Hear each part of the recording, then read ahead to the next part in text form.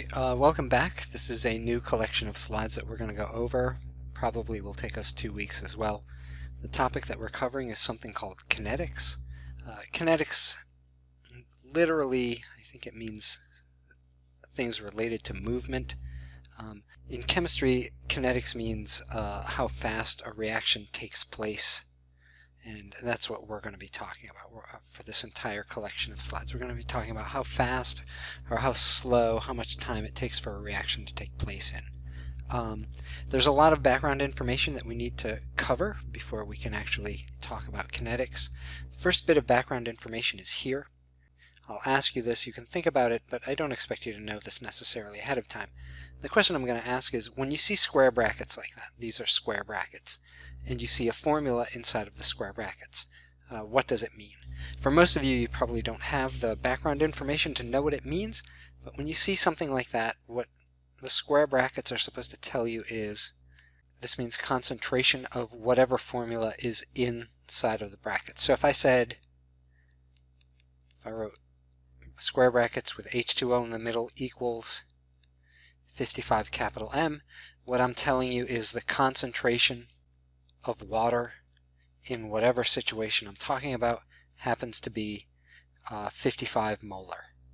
And again, it doesn't really matter what is inside of the square brackets. The square brackets just mean concentration of that stuff in some unit. A lot of times the concentration will be written in units of molarity, but it could be written in other units as well.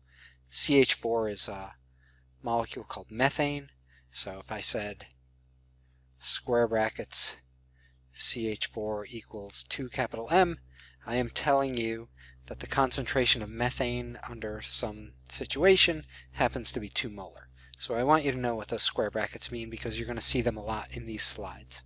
There is more background information. Some of this might be review, some of it might be new to you.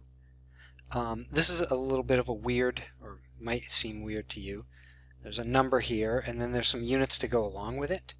And it says 10.3, then there's a G, and then there's a milliliters. ml is milliliters to the -1 power. The thing that confuses a lot of students is this -1 power here.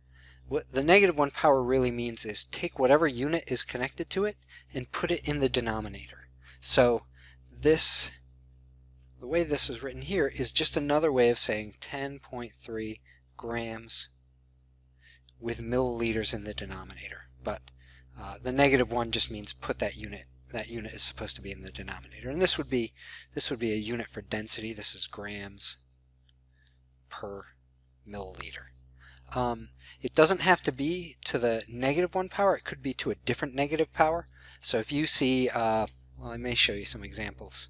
This is the same type of example, but I want to just show you what it means again. This is 65. This is another way of saying 65 miles per hour, because this -1 means take this hour and put it in the denominator. If you saw something like this, 10.49 grams centimeters to the -3rd power, the negative means put this in the denominator again, and this 3 means raise it to the 3rd power. So another way of writing this would be to write 10.49 grams divided by centimeters to the 3rd power. That's the same thing as writing centimeters to the -3 up in the numerator like I've done over here. So I want you to get used to seeing this kind of exponent here that's associated with units, because you're going to see that as well. Here's also something that may be new to you. Most of you are probably familiar with this little symbol here. That's a square root symbol. And so this is just saying the square root of x. Another way of writing the square root of something is to write that same something to the 1/2 power, or to the 0.5 power. Something to the 0.5 power is just the square root of that something. So these two things, square root of x equals x to the 0.5, they're saying the same thing. So I want you to know that to the 0.5 power is also called square root. This we're going to do a little bit of as well. If I asked you to do this multiplication, 10 to the 3 times 10 to the 5, without breaking out your calculator, there is a pretty simple way of doing this. If the base number, if this number here is the same for things that you're multiplying, and they are the things you're multiplying have an exponent raised to them. The way to do this without a calculator is you keep the base number, so the answer will be the base number, and then the exponent will be just the two exponents added together. So 3 plus 5 is 8, so the answer would be 10 to the 8th power. So if I said, hey, what's 10 to the 3 times 10 to the 5th, you don't even need a calculator. You can just say it's 10, add those two exponents together, and it's going to be 8. This works even for weird exponents like the square root. So if I said, hey, what's the square root of 10, that's what this is, times 10 to the 5th, as long as those base numbers are the same, you'd say, oh, it's 10, and then you have to add 5 and 0.5, and that would be 10 to the 5.5 power. And that would be the answer. We're going to do some of this in the coming lectures as well. When you do division with exponents, so here's a small division problem, as long as the base numbers are the same and as long as they're not zeros, what you do is you keep the base number and then you take the top exponent and you subtract away the bottom exponent. So this answer would be 10 to the 6 minus 2, which is the same thing as 10 to the 4th power. So again, you don't even need a calculator to do these types of calculations. You can do them pretty quickly in your head as long as you know these rules. And again, this even works for very complicated looking problems. If I said, what's 10 to the 5.6 power divided by 10 to the negative 2? Well, it's going to be 10, and then you're going to take 5.6, and you're going to subtract away negative 2. And remember, when you subtract away a negative, that's actually just adding something. So the answer would be 10 to the 5.6 power plus 2, which is going to be 10 to the 7.6 power. And this would be the answer. Again, no calculators needed. This we're going to make a little bit of use of as well. You probably know what a reciprocal is, but maybe haven't talked about it in a while. So just to give you some examples, if you have the number 5, the reciprocal of 5 is 1 divided by 5. If you have the number 20, the reciprocal of 20 is 1 divided by 20. And if you have the reciprocal, or if you have a number 1 divided by 100, the reciprocal will be 100. So the reciprocal is basically whatever number you have to multiply against your original number to get 1. So if I multiply 5 times 1/5, I get 1. If I multiply 20 times 1 divided by 20, I get 1. So 1/20th is the reciprocal of 20, and 20 is the reciprocal of 1/20th. So we're going to make a little bit use of reciprocals and a couple of rules, which I'm going to talk about on the next slide. Again, this is more review. This is a little bit of a weird situation, but you're going to see a little bit of this in the coming lectures as well. Here's some number x, and this is a unit. This is seconds. But it's seconds to the negative 1 power, which means it belongs in the denominator. But if you notice, it's already in the denominator. So another way of writing this is x divided by 1 divided by seconds, because it's already in the denominator, and the negative in the negative 1 here means put it in the denominator again. So we have to kind of put it in the denominator of the denominator.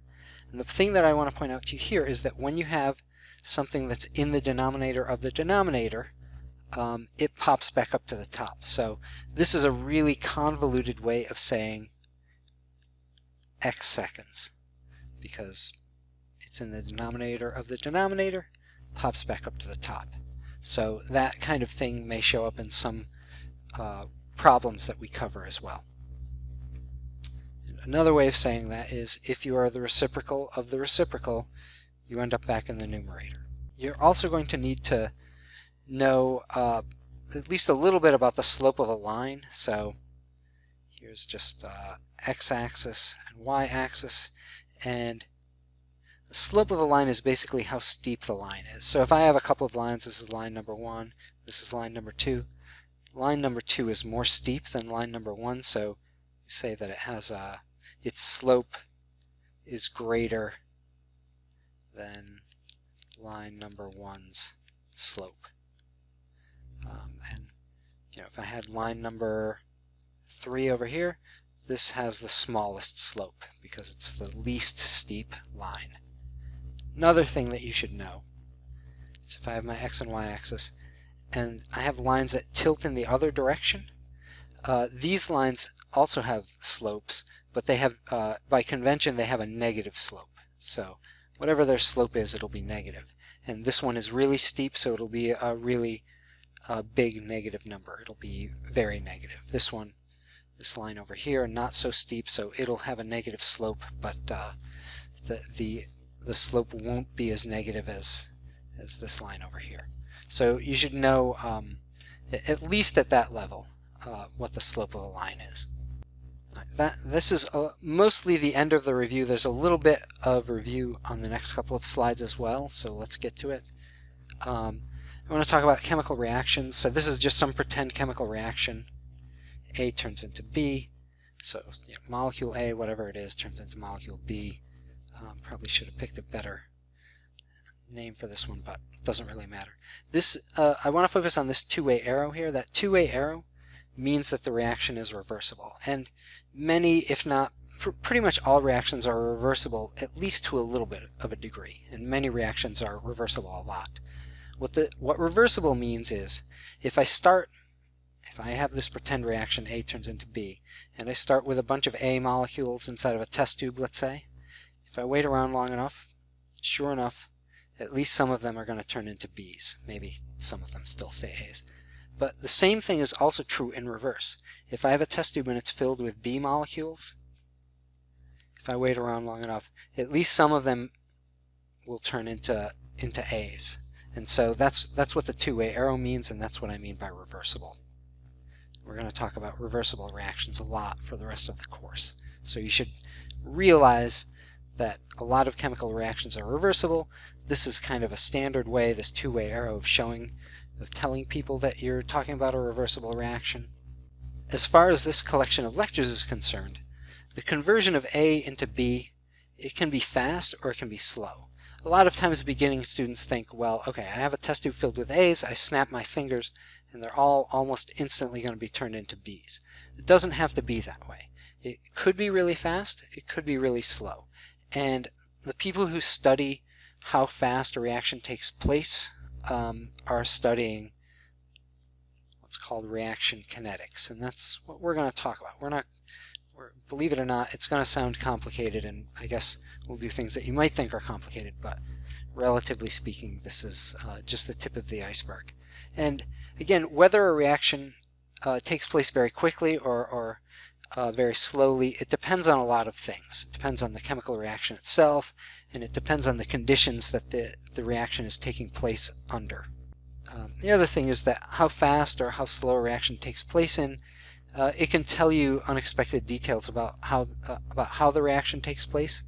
We'll talk a little bit about that in later videos. Like I said, studying reaction speeds is also sometimes called studying reaction rates, and the fancier name is to say that you're studying reaction kinetics. And kinetics at its base basically means movement.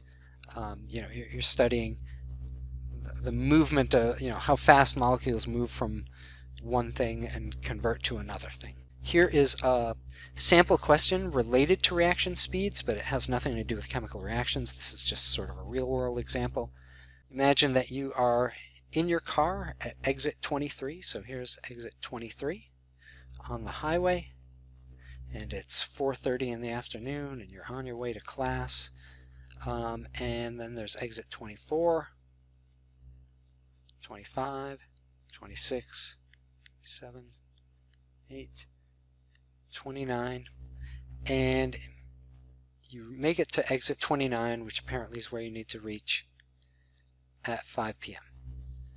And this is a big assumption, but let's just pretend it's true. Assume that the exits are spaced 1 mile apart. So this is 1 mile, 2 miles, 3 miles, 4 miles, 5, 6.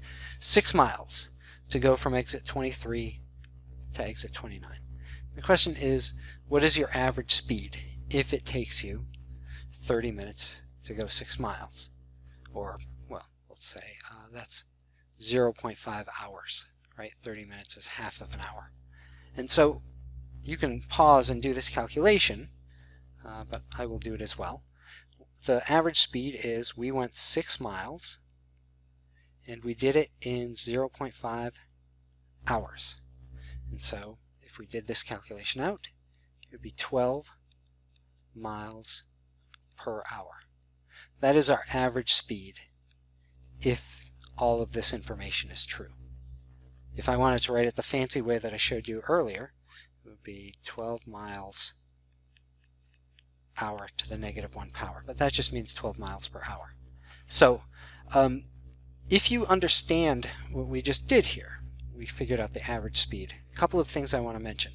This does not mean that we were going 12 miles per hour the entire time. What it means is it could have been that we went faster than 12 miles per hour some of the time, and we went slower than 12 miles per hour at other parts of the trip from exit 23 to 29. But just that if you took the average of our average speed would have been 12 miles per hour during that time. So it doesn't tell you what your speed was at every single point along the way. It just tells you what the average is. The other thing, just to give you a sense of what we actually did, was we took the distance that we traveled. This is what I'm going to call the change in our distance. And the way that usually you write change is you write the Greek letter delta. So that triangle thing is the Greek letter delta. And I write distance.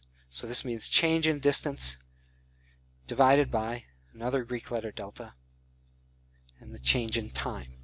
So basically we were at a certain position at the beginning at 4:30. We moved 6 miles, right? We went to exit 29. So delta distance is going to equal 6 miles. And then change in time, well, we started at 4:30 and we ended at 5. So that is a half hour. So delta time is 0.5 hours. And so when we do these kinds of measurements of speed, it's usually the change of one thing divided by how much time went by, which is also, we'll call it the change in time. So our speed is change in distance divided by change in time, and that in our case is 6 miles in a half hour. And like I said, this works out to 12 miles per hour. And so this is how to calculate a speed, right? We're calculating how much something changed divided by how much time changed. And we're going to do a fair amount of that in this collection of lectures, but this is probably one that's relatively easy to understand because most people have traveled in cars and measured their speed. So that is it for the introduction. See you in the next videos.